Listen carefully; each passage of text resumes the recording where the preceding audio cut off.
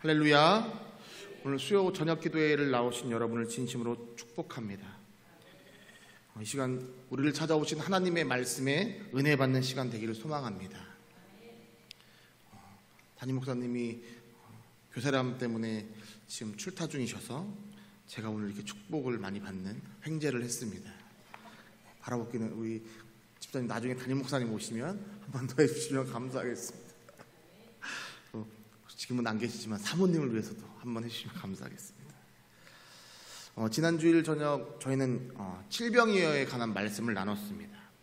칠병이어의 기적이 끝난 후에 바리새인들이 찾아옵니다. 그리고 예수님께 표적을 구합니다. 이때 예수님께서 하시는 말씀이 요나의 표적 외에는 보여줄 것이 없다라고 말씀하십니다. 요나의 표적은 예수님의 십자가의 그 표적, 사건을 의미합니다. 하지만 바리새인들은 이 뜻을 이해하지 못합니다. 예수님과 제자들이 이 바리새인들을 급히 떠나서 다른 곳으로 옮기십니다. 그것은 이제 벳세다였습니다.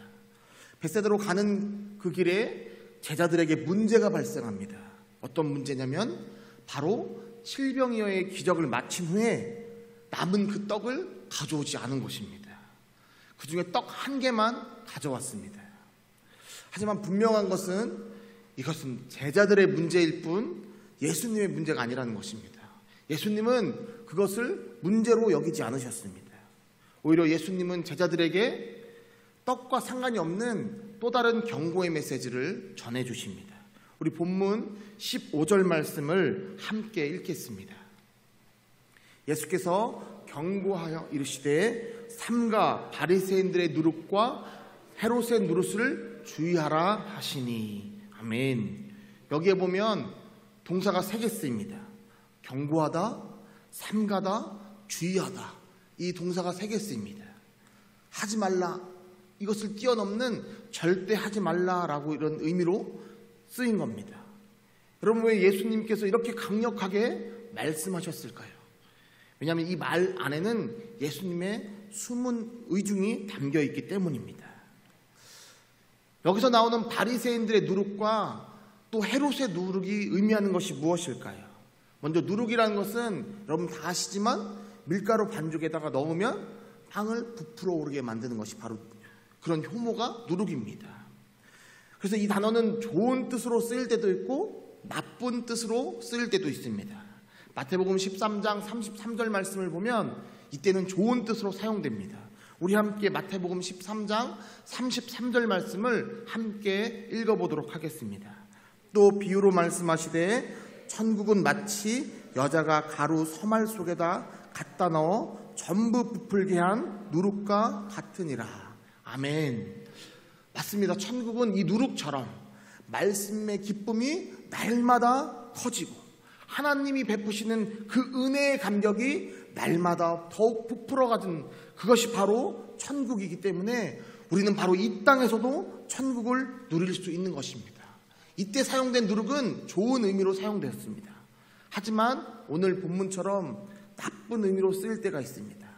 누룩이 나쁜 영향력, 이런 악한 영향력의 의미를 가질 때입니다. 바리새인의 누룩은 바리새인의 삶을 보면 알 수 있습니다. 바리새인은 예수님께 나와서 말했던 것처럼 예수님의 표적을, 눈에 보이는 표적만을 따르는 삶입니다. 그렇게 자신의 삶 또한 남에게 보여주기 위해서 형식적이고 위선적인 삶을 살아갈 수밖에 없는 자들이 바로 바리새인들이었습니다. 문제는 이들이 유대인의 정치적 종교적 지도자들이었다는 것입니다. 즉 자신의 삶뿐만 아니라 그들의 삶을 바라보면서 그들의 삶을 따라 사는 자들이 존재했다는 것입니다.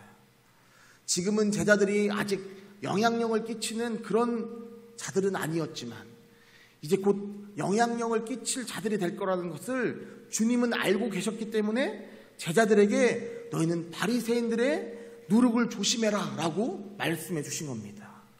또 헤롯의 누룩은 이런 뜻입니다. 헤롯은 정치가입니다. 그는 권력을 쫓는 삶을 살았고 또 주어진 권력을 자신을 위해서 사용했던 사람입니다. 비록 그가 이방인이었지만 그는 권력을 쫓아 살았기 때문에 유대인의 왕까지 되었습니다. 그런 그에게 하나님은 존재하지 않았습니다. 병행구절인 마태복음 말씀을 보면 이 헤롯 이 표적을 사두개인들의 표적이라고 말하는데, 사두개인들은 부활을 믿지 않는 자들입니다. 현세만을 믿었고 죽음 이후의 삶은 없다라고 믿었던 자들이 바로 사두개인들입니다. 즉 그들은 지금 이 세상에서 잘 먹고 잘 살면 그게 최고라고 믿었던 세속의 삶을 강조했던 사람들입니다. 즉 예수님께서는 이 헤롯의 표적이라는 단어를 사용함으로써 이 땅에서의 삶, 세속적인 삶을 쫓는 그런 삶만을 살지 말라라고 제자들에게 말씀해 주신 겁니다. 형식적이고 위선적인 삶, 하나님보다 세상을 우선시하는 삶을 살지 말라는 경고의 메시지를 제자들에게 전해주신 겁니다. 그런데 안타깝게도 제자들은 예수님의 그 말씀의 숨은 뜻을 파악하지 못합니다. 오로지 떡에만 관심이 있던 이 제자들은 이 예수님의 말씀을 우리가 떡을 가져오지 않아서 예수님께서 누룩이란 말씀을 사용해서 우리를 지금 책망하고 계신가 보다라고 오해합니다. 여러분, 이 말씀, 이 태도를 보면서 예수님이 얼마나 답답해 하셨겠습니까? 예수님께서 이 답답함을 17절부터 21절까지의 말씀을 통해서 토로하십니다. 우리 예수님의 심정을 생각하면서 17절부터 21절 말씀까지 한번 읽어보도록 하겠습니다. 예수께서 아시고 이르시되 너희가 어찌 떡이 없으므로 수근거리느냐? 아직도 알지 못하며 깨닫지 못하느냐? 너희 마음이 둔하냐? 너희가 눈이 있어도 보지 못하며 귀가 있어도 듣지 못하느냐? 또 기억하지 못하느냐? 내가 떡 5개를 5,000명에게 떼어줄 때 조각 몇 바구니를 거두었더냐? 이르되 12이니이다. 또 7개를 4,000명에게 떼어줄 때 조각 몇 강주리를 거두었더냐? 이르되 7이니이다. 이르시되 아직도 깨닫지 못하느냐 하시니라. 아멘. 여러분, 읽으시면서 예수님의 답답함이 느껴지십니까? 근데 여기에 숨겨진 하나님의 메시지가 숨겨져 있습니다. 21절에 나오는 깨닫지 못하느냐에 해당하는 헬라어가 우포 시니에테입니다.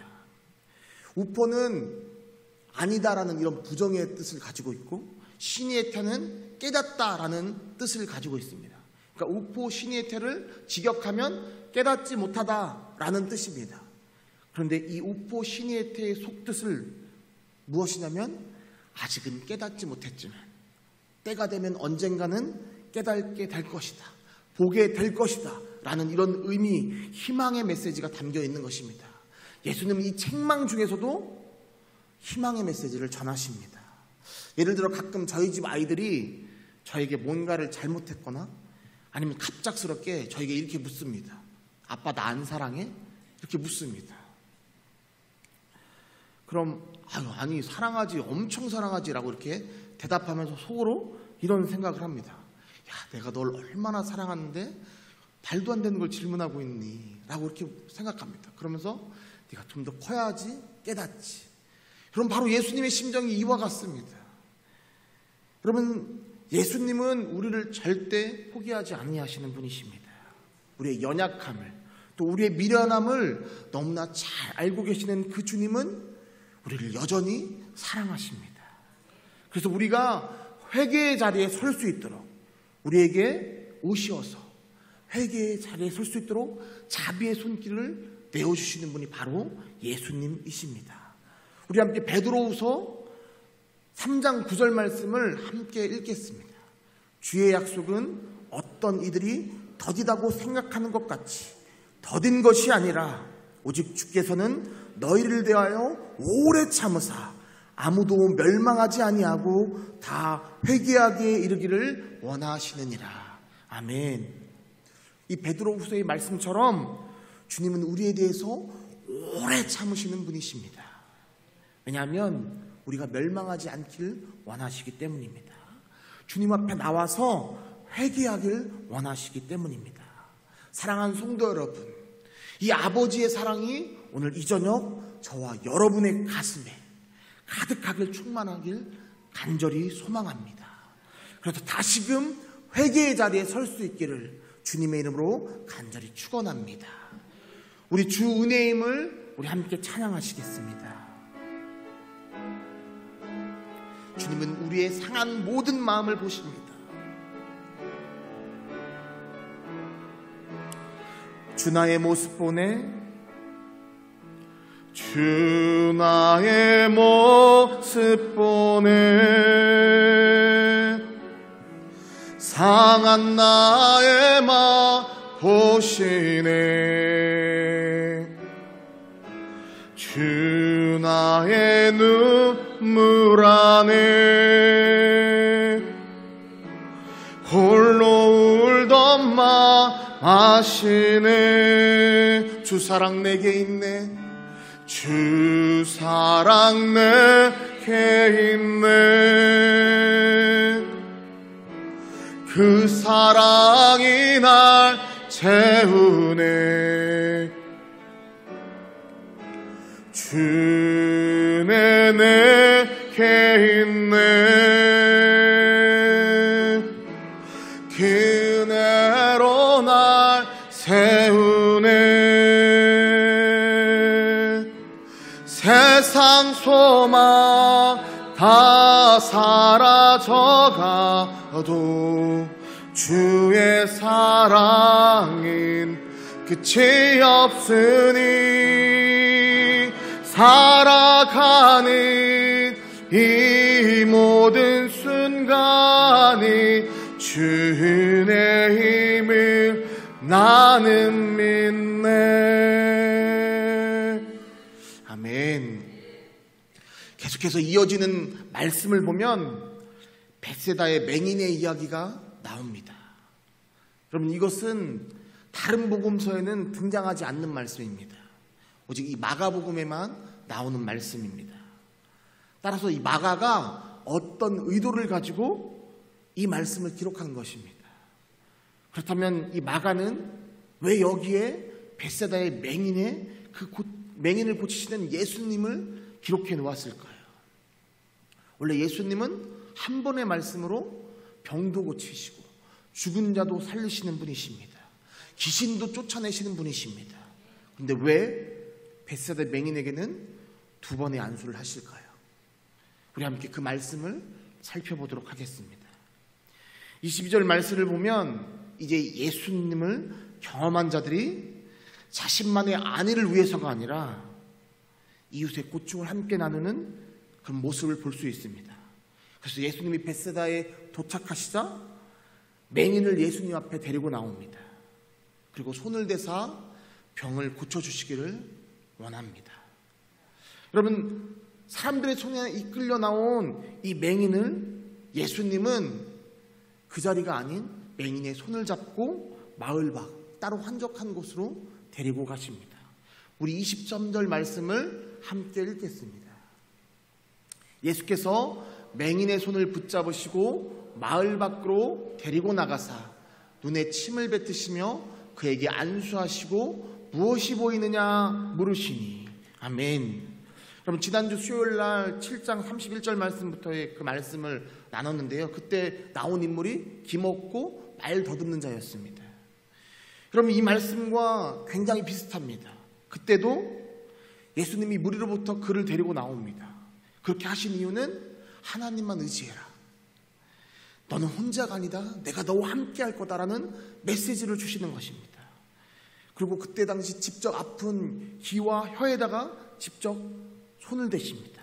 근데 오늘 말씀도 똑같습니다. 맹인의 손을 붙잡고 마을 밖으로 데리고 나오셔서 눈에 침을 뱉으시면서 두 손으로 안수해 주십니다. 그러면서 무엇이 보이냐고 물으십니다. 여러분, 원래 맹인의 대답은 그 이후에 모든 것이 다 보입니다, 주님 감사합니다, 나와야 됩니다. 그런데 맹인의 대답이 그렇지 않습니다. 24절 말씀을 함께 읽겠습니다. 24절 말씀입니다. 쳐다보며 이르되 사람들이 보이나이다, 나무 같은 것들이 걸어가는 것을 보나이다 하거늘. 여러분, 앞이 보이긴 하는데 흐릿하게 보인다는 것입니다. 여러분, 이것이 의미하는 바가 무엇일까요? 예수님이 혹시라도 실수하신 걸까요? 아니면 예수님의 능력이 갑자기 떨어지신 것일까요? 이런 말도 안 되는 것이 아닙니까? 이것이 의미하는 것은 바로 예수님과 함께 있었던 제자들의 믿음 상태를 보여주시는 것입니다. 분명 제자들은 주님과 함께 머물려서 주님이 하시는 일을 옆에서 지켜봤습니다. 그러나 그들의 믿음은 떡에 관심을 두는 그런 작은 믿음, 흐릿한 믿음이었습니다. 예수님이 하시는 이 말씀의 본질을 알지 못하는 믿음이었습니다. 나가는 바로 오늘날 우리에게도 표적을 바라는 믿음은 말씀이 본질이 무엇인지를 흐릿하게 보는 그런 믿음이라는 것을 가르쳐주고 있습니다. 여러분, 흐릿하게 보인다는 것은 예를 들면 하나님이 나를 사랑하시는 것 같은데 내가 정확히 그것을 누리지 못하네. 하나님이 나와 함께 하시는 것 같은데 내가 확실히 느껴지지 않네. 라는 이런 같은데 믿음입니다. 주님에 대한 확실한 믿음이 아직도 부족한 믿음입니다.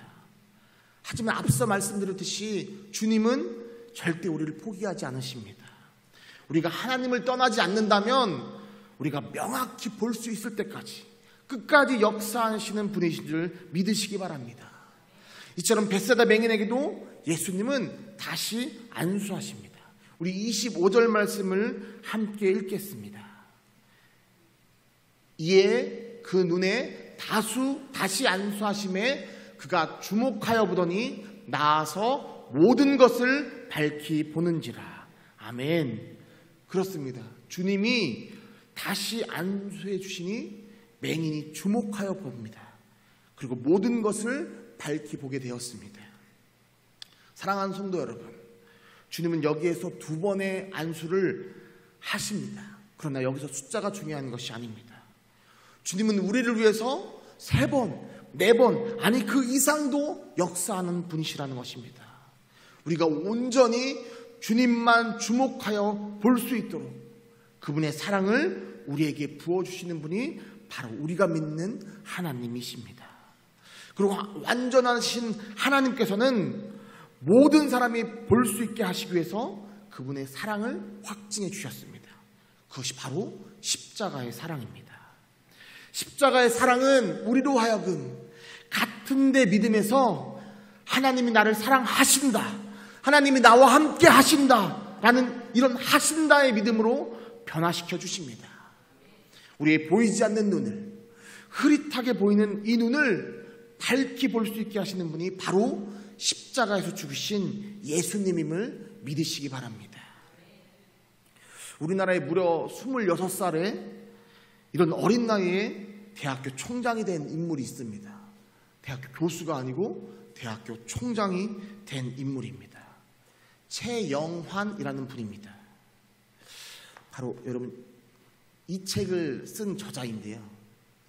우육각 대학을 빌려드립니다 입니다. 제가 책을 소개하러 나온 것은 아니고, 여러분 이분이 간증을 하는데 이분이 어떻게 하나님을 하나님이 이분을 통해서 어떻게 밝게 보이게 하시는지 이 말씀, 이 간증을 나누고 오늘 설교를 마무리하고자 합니다. 이분이 부산 영도라는 시골에서 태어났습니다. 그러다 보니까 교회 학교를 다니면서 끝나면 바닷가 가서 물놀이 하는 게 당연한 거였고 다른 교회도 다 그렇게 하는 줄 알았답니다. 그런데 이 아이에게 기도 제목이 하나 생깁니다. 하나님, 제발 이 시골에서 벗어나 서울로 올라가게 해주세요. 이것이 이 시골 아이의 기도 제목이었습니다. 그래서 공부도 열심히 했습니다. 그런데 서울로 가지 못하고 경북 포항에 있는 기독교 대학인 한동대를 가게 되었습니다. 여러분, 한동대는 기독교 명문대입니다. 하지만 문제는 자신이 살던 영도보다 더 시골입니다. 어쨌든 이 한동대를 졸업하고 군 장교 생활을 4년간 하게 됩니다. 군대에 갈 때도 기도 제목이 생겼습니다. 하나님 아시잖아요. 저는 지방에서 태어나서 지방대학교를 나왔습니다. 군대에서만큼은 국방부나 육군본부 같은 이런 주류에서 생활할 수 있게 해주세요. 여러분, 이분이 기도만 열심히 한 게 아니고요. 공부랑 운동도 열심히 했습니다. 훈련을 받으면서 열심히 한 지침인데 다 취침할 때 나와서 화장실에서 공부를 합니다. 체력도 처음에는 3등급이었는데 자기 그 내무반 동기 중에 체육학과를 나온 사람이 있었는데 그를 따라서 열심히 운동을 해서 나중에는 체력 등급을 특급까지 올려놓습니다. 성적도 잘 나오고 몸도 튼튼해지면서 자기 안에 이제 기대가 생깁니다. 야, 이번에만큼은 하나님이 나를 주류로 보내주시겠구나. 그런데 문제가 발생합니다. 분명히 과거에는 점수 순으로 군대를 보냈는데 이분이 임용받기 바로 직전에 갑자기 컴퓨터로 이게 추첨을 해서 뽑히는 대로 보내는 방법으로 방법이 바뀐 것입니다. 하지만 그럼에도 믿음이 흔들리지 않았습니다. 왜냐하면 하나님은 떡을 달라고 할 때 돌을 주시는 분이 아니시기 때문에 그것을 믿었기 때문입니다. 그렇게 이제 부대가 결정되는 날 자신의 이름이 올라가고 그 옆에 부대의 이름이 딱 등장합니다. 자신의 이름이 딱 올라가면서 옆에 부대 이름에 비무장지대가 뜨옵니다. 여러분, 비무장지대가 어떤 곳입니까? 1년의 반은 눈이고 1년의 반은 푸른 숲밖에 안 보이는 곳입니다. 이때 이분이 자존감이 얼마나 컸던지 어느덧 그분이 믿었던 이 믿음이 사라지고, 야, 하나님이란 분은 떡을 달라 하고 하는 자녀한테 돌을 안 주시는 게 아니라 돌을 던지시는 분이시구나 라고 생각했답니다. 그만큼 열심히 했기 때문에 좌절감이 컸습니다. 어찌되었던 그렇게 시작되었던 군생활, 여러분, 최전방이다 보니 앞에는 북한군만 보이고 옆에는 꽉 막혀있는 것. 원래 당시 장교들은 전화기도 가지고 다닐 수 있었는데 이곳은 어차피 인터넷도 안 되고 인터넷, 핸드폰도 안 되는, 심지어 교회까지 없는 곳이었습니다. 그러다 보니 처음에는 숙소에만 들어가면 그냥 가만히 있는데도 눈물이 주르륵 흘렸답니다. 하나님, 왜 저를 이곳에 보내셨습니까? 입에서는 불평만 나왔습니다. 아무리 생각해도 하나님의 뜻이 보이지 않았습니다. 그렇게 시간이 흐르고 자연스럽게 군대에 적응하기 시작합니다. 그렇게 군대에 적응해 가던 어느 날 자신에게 기도 제목이 2개 생깁니다. 하나는, 하나님, 이곳이 아무리 꽉 막힌 곳이라도 제가 그래도 한동대학교 커뮤니케이션 학과를 나왔는데 한국에서 가장 의사소통 잘하는 사람 되게 해주세요. 이 기도 제목과 또 다른 하나가, 하나님, 이곳에 교회라도 지어주세요. 이 2가지 기도 제목이었습니다. 둘 다 자신이 보기에도 불가능한 기도 제목이었습니다. 특히 교회를 세우게 해달라는 이 기도는 자신이 주변 사람들에게 이야기했더니 다른 사람들이 나무랍니다. 너 정신이 어떻게 된 거 아니야? 라고 이렇게 말하는 사람도 있고, 심지어 고참은 야, 차라리 내가 진급할 수 있게 기도나 해달라고 이렇게 말하는 사람도 있었답니다. 어느 날 민간인 통제선이라고 불리던 이 민통선에서 전화가 왔습니다. 한 아저씨가 민통선을 넘으려고 한다는 것입니다. 그런데 이분이 종이를 하나 가지고 있는데 이 종이가 뭐냐면 별 2개 사단장이 이 사람을 민통선 안으로 들여보내도 된다라고 하는 이런 출입 허가증이었습니다. 상부에 연락을 해서 확인했더니 정말로 사단장님이 보낸 사람이 왔답니다. 그래서 이분이 들어오게 하신 후에 그분에게 묻습니다. 여러분, 실례지만 어떻게 오셨습니까? 라고 이렇게 묻자 그분의 첫 마디가, 이곳에 교회를 세우기 위해 왔습니다 라고 말하는 것입니다. 하나님이 자신의 기도에 응답해 주신 것입니다. 내용이 이렇습니다. 이분의 모교가 아닌데 이분이 고향이었던 이 영도의 또 다른 교회 성도들에게 기도할 때마다 하나님이 교회를 세워라, 너희 교회는 교회를 세워라, 이 마음에 감동을 주시려 합니다. 근데 한 분에게만 주시는 것이 아니라 너무 많은 분들에게 이 감동을 주시니까 교회에서 회의를 했는데 교회에서 그래, 교회를 세우자라고 결정을 했습니다. 그리고 이왕이면 교회가 없는 곳에 교회를 세우자면서 생각 끝에 군부대 중에 하나가 그런 교회가 있지 않을까? 교회를 필요로 하는 곳이 있지 않을까? 라고 생각하고 목사님이 연결한 분이 바로 부대 사단장이었습니다. 부대 사단장님이 생각해 보니까 이곳에 교회가 없는 겁니다. 그래서 이곳에 교회를 세워달라고 부탁을 드렸고, 이 교회에서 교회를 세울 건축사분을 이제 보낸 겁니다. 바로 이분이 건축사였던 것입니다. 사랑하는 성도 여러분, 때가 되면 하나님이 응답해 주시는 줄 믿습니다. 여러분, 이제 이분의 다른 기도 제목 하나가 무엇입니까? 한국에서 가장 의사소통을 잘하는 사람이 되게 해달라는 것. 하나님이 이것을 어떻게 이루어 가셨을까요? 먼저 이분 마음에 군에 있는 장병들을 향한 안타까운 마음을 부어주십니다. 장교인 나도 이렇게 힘든데, 이 사병들, 꽃다운 나이에 이곳에 온 이 사병들은 누구와도 소통을 할 수 없는데 얼마나 마음이 힘들까라는 마음을 부어주십니다. 그리고 이때 생각난 것이 대학을 세우자였습니다. 여러분, 대학을 세우려면 누가 필요합니까? 교수님이 필요합니다. 교수님이. 그래서 자신의 상상 속에서 대학을 세우고 여러 과목을 만든 다음에 거기에 맞는 교수를 선택합니다. 예를 들어서 리더십 과목을 세운 다음에 그 교수로는 교회 장로님이자 지코리아 사장이었고, 인천국제공항 사장도 했고, 또 CJ그룹 부회장까지 역임했던 지금은 돌아가신 이채옥 사장님을 교수로 채용합니다. 그리고 자신이 살아보니까 신뢰가 중요해서 신뢰라는 과목도 만듭니다. 그리고 자신의 부대에 연기자 장혁이라는 사람이 있었답니다. 근데 그 장혁이 하는 말이, 연기자들은 어떤 힘들고 어려운 일이 있으면 찾아가는 사람이 있는데 그분이 바로 배우 안성기 씨랍니다. 그래서 교수 안성기를 채용합니다. 여러분, 국제정서도 젊은 사람들은 국제적인 감각도 필요하다고 해서 국제정서라는 과목도 세웁니다. 그리고 아시아 최초이자 미국 상원위원이었던 한국교포 폴슨신 상원의원을 교수로 채용합니다. 이분 중에 그가 아는 사람 한 명도 없습니다. 그냥 남들이 보면 장난치는 것 같은데 이분은 개의치 않고 무려 28명의 교수를 세웁니다. 그렇게 여러 과목을 만든 다음에 이 교수님들에게 편지를 씁니다. 여러분, 최전방이다 보니까 종이도 부족합니다. 그래서 이때 그분이 한 게 뭐냐면, 사병들이 매일 먹는 우유곽, 그 우유곽을 바짝 말려서 그걸 편지지로 사용합니다. 그리고 편지지에 씁니다. 안녕하십니까? 저는 최전방에서 근무하는 최영환이라는 사람입니다.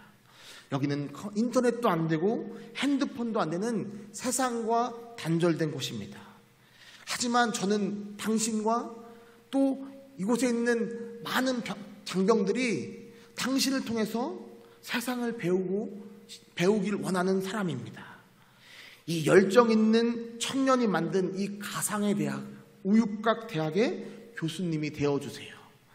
교수님이 되는 방법은 저를 딱 20분간만 만나주시면 됩니다. 이런 편지를 무려 100장이 넘게 씁니다. 자, 이제 막상 보내야 되는데 보낼 방법이 없습니다. 휴가를 나가서 이분들의 연락처를 막 어떻게든 막 알아옵니다.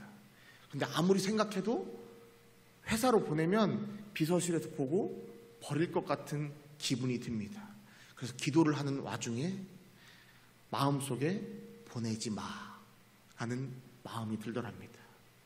그래서 보내는 것을 잠정적으로 중단합니다. 그렇게 보내지 않던 중에 이분이 이제 1년 반이라는 군생활을 남겨놓고 드디어 육군본부에서 차출합니다. 문화기획에 관한 일로 이분을 차출합니다. 부대를 옮겨서 문화기획일을 무사히 마치고 이제 저녁 일주일을 남겨놓게 되었습니다. 당시 육군 참모 차장이었던 한민구 중장이 그동안 수고했다며 이제 저녁 일주일을 남긴 사람들을 부릅니다. 그리고 함께 밥 먹자고 초대해서 함께 밥을 먹으면서 군생활 했던 이야기를 나누는데, 이 한민구 참모 차장이 자신이 있던 부대에서 자기도 근무했다라고 이야기하는 겁니다. 그러면서 거기 힘들지 않았냐고 이렇게 물어봅니다. 순간 이때다 싶어서 자신의 우육각 대학 이야기를 한민구 참모차장에게 들려줍니다. 많은 사람들이 듣고 그런 쓸데없는 짓을 했냐고 했던 이것을 한민구 참모차장이 야, 너무 좋은 생각을 했다면서 그 자리에서 편지 보낼 때 함께 보내라고 추천서를 써줍니다. 여러분, 그렇게 우육각에 적힌 편지는 육군 참모차장의 추천서와 함께 28명의 교수들에게 보내집니다. 여러분, 결과가 어땠을까요? 최영환 이 총장은 자신이 교수로 임명했던 28분 모든 분들과 만남을 가지게 됩니다. 심지어 미국에 계신 폴슨신 상원의원까지도 다 만납니다. 그리고 그분들과 만나면서 나눴던 이야기, 20분이라고 말했지만 그분들은 오면서 1시간, 2시간 인터뷰를 해주셨고 그 인터뷰의 내용을 만든 게 바로 이 책입니다. 이 책의 에필로그의 첫 문장에 보면 이렇게 적혀 있습니다. 이 책의 모든 영광을 하나님께 돌립니다. 왜냐하면 하나님이 아니면 이 책은 도저히 설명될 수 없는 책이기 때문이라고 이분은 말합니다. 여러분, 지금 이분은 세계의 가난한 아이들을 돕고 또 청년들을 살리는 일을 하고 있습니다. 월드 체인저, 세상을 바꾸는 자라는 이 표현을 사용하면서 정말로 세상을 바꾸는 일을 하고 있습니다. 예를 들어서 아프리카 가난한 아이들에 가서 그림을 그리게 하고 그 그림을 가지고 미국에서 엄청나게 크게 미술관을 전시합니다. 시작되기 1시간 전부터 스태프들과 함께 모여서 하나님께 기도합니다. 하나님, 이곳에는 하나님을 알지 못하는, 어쩌면 교회 문턱에 가보지도 못한 수많은 사람들이 옵니다. 하지만 그들이 이곳에 오는 순간부터 이 그림들을 통해서 하나님의 메시지를 보게 하여 주시옵소서. 여러분, 놀라운 것은 미술관에 오는 이런 부자들 중에서 아이들의 그림을 보면서 그림 안에 자신은 도저히 알지 못하는데 알지 못하는 어떤 희망이 보인다면서 오는 사람들까지 있다는 것입니다. 그러면서 내가 투자할 테니까 이 일을 계속하라라고 말한다는 것입니다. 사랑하는 성도 여러분, 이 최영환 대표는 시골에서 태어났고 자란 아이였습니다. 남들보다 좋은 환경도 아니었고 크면서 주류로 가고 싶은 욕망도 가득했던 사람입니다. 이때는 하나님의 의도가 흐릿하게 보였습니다. 하나님의 뜻이 무엇인지, 자신을 향한 뜻이 무엇인지 몰랐습니다. 하지만 하나님은 사람의 생각대로가 아닌 하나님의 뜻대로 그를 인도해 가셨고 지금도 인도해 가심을 보게 됩니다. 그러면 어찌 이것이 이분만의 특권이겠습니까? 이 특권은 예수를 믿는 모든 자에게 주어진 특권인 줄 믿습니다. 비록 지금은 안 보이고 지금은 흐릿하게 보일지라도 우리가 낙심할 이유가 없는 것은 하나님은 반드시 모든 것을 보게 하시는 분이시기 때문입니다. 우리가 믿는 하나님은 바로 이런 하나님입니다.